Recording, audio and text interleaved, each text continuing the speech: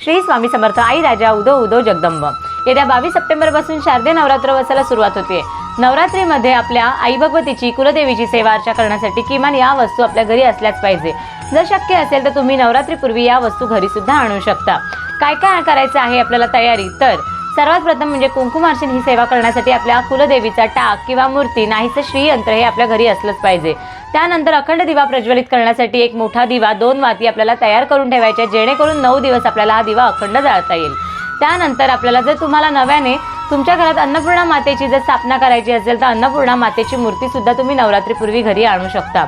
दुर्गा सप्तशतीचे आपल्याला 14 पाठ करायचे आहेत. त्यासाठी सगळ्यात महत्त्वाची गोष्ट ती म्हणजे दुर्गा सप्तशती ही पोथी आपल्याला नवरात्रीपूर्वी घरी आणायची, जेणेकरून आपल्याला पाठ करता येणं शक्य होईल. ही पोथी तुम्हाला जवळच्या जिथे देवाधर्माची पुस्तकं मिळतात तिथे मिळून जाईल किंवा जवळच्या दिंडोरी प्रेमी स्वामी समर्थ केंद्रामध्ये सुद्धा दुर्गा सप्तशती ही पोथी अवश्य मिळेल. त्यानंतर जर आपल्याला या नवरात्रीमध्ये घरच्या घरीच मंगल कलशाची स्थापना करायची असेल तर एक तांब्या आणि एक त्या तांब्याच्या खाली ठेवण्यासाठी डिश सुद्धा तुम्हाला या नवरात्रीमध्ये आणायची. तर अशा प्रकारे आपल्याला नवरात्रीमध्ये आई भगवतीची कुलदेवीची सेवा करण्यासाठी या वस्तू आपल्या घरी आधीच तयार करून ठेवायच्या आहेत. आम्ही तुमच्या मनातल्या सगळ्या चांगल्या इच्छा पूर्ण करू दे. श्री स्वामी समर्थ.